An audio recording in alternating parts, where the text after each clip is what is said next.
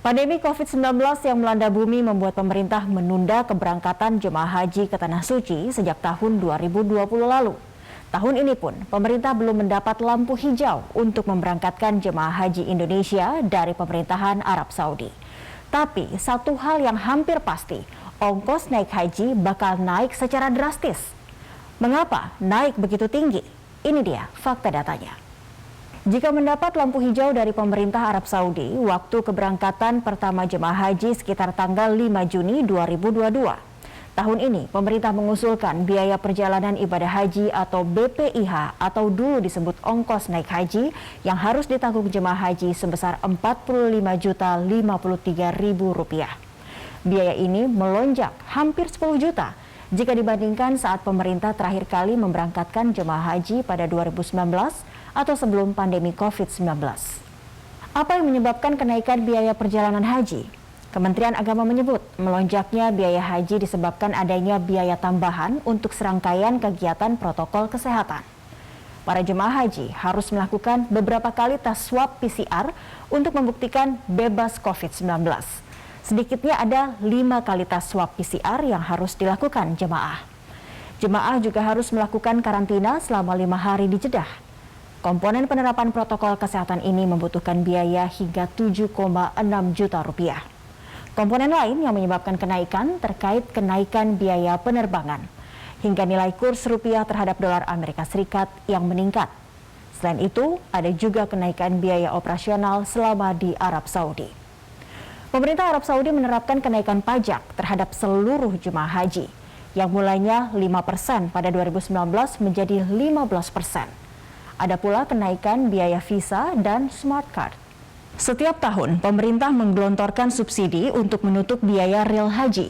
Iya, biaya sebesar 45 juta rupiah yang dibebankan langsung ke jemaah haji tadi harus ditambah dengan suntikan subsidi untuk bisa menutup biaya real perjalanan haji. Pada 16 Februari lalu, Kementerian Agama memaparkan usulan kebutuhan dana untuk subsidi biaya real perjalanan haji di depan Komisi 8 DPR. Perkiraan suntikan subsidi yang diperlukan sebesar 8,99 triliun rupiah. Dana ini berasal dari nilai manfaat atau optimalisasi dana haji, dana efisiensi haji, dan sumber lainnya.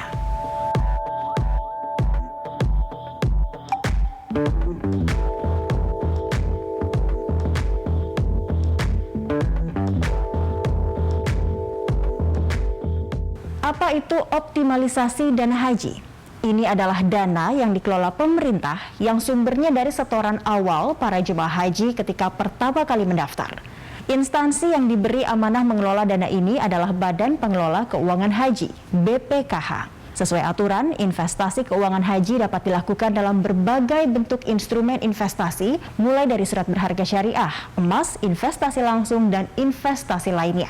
Selama 4 tahun mengelola dana haji, BPKH mencatat saldo haji yang dikelola per 2021 sebesar Rp158,88 triliun. Tahun 2021, BPKH menginvestasikan dana haji sebesar Rp113,24 triliun atau 71,27%. Sisanya senilai Rp45,64 triliun atau 28,73% ditempatkan di bank syariah dalam bentuk giro dan deposito syariah. Jumlah dana kelolaan ini meningkat 9,64% dibandingkan tahun 2020. Sama seperti Indonesia, Malaysia juga sedang menggodok kenaikan biaya perjalanan haji dengan mempertimbangkan pengetatan protokol kesehatan dari Arab Saudi. Usulan kenaikan biaya haji ini juga dipicu inflasi dan kenaikan pajak. Pada Maret 2021, biaya haji di Malaysia sebesar Rp25.000 atau setara Rp85,8 juta rupiah. Angka ini lebih tinggi dari tahun 2019 dan 2020. Di tahun itu, biaya haji hanya berkisar Rp22.900 atau setara Rp78,59 juta rupiah. Para jemaah Malaysia tentu tidak membayar biaya haji sebesar itu. Mereka hanya membayar Rp9.980 atau Rp34,2 juta rupiah. Dan biaya ini angkanya tidak berubah sejak 2009 silam. Jadi, meskipun biaya perjalanan haji naik setiap tahun, biaya yang dibebankan ke jemaah haji asal Malaysia selalu sama. Sedangkan untuk sisanya sebesar Rp12.920 atau 44,34 juta rupiah ditanggung oleh Lembaga Pengelolaan Haji Malaysia yang dinamai Lembaga Tabung Haji.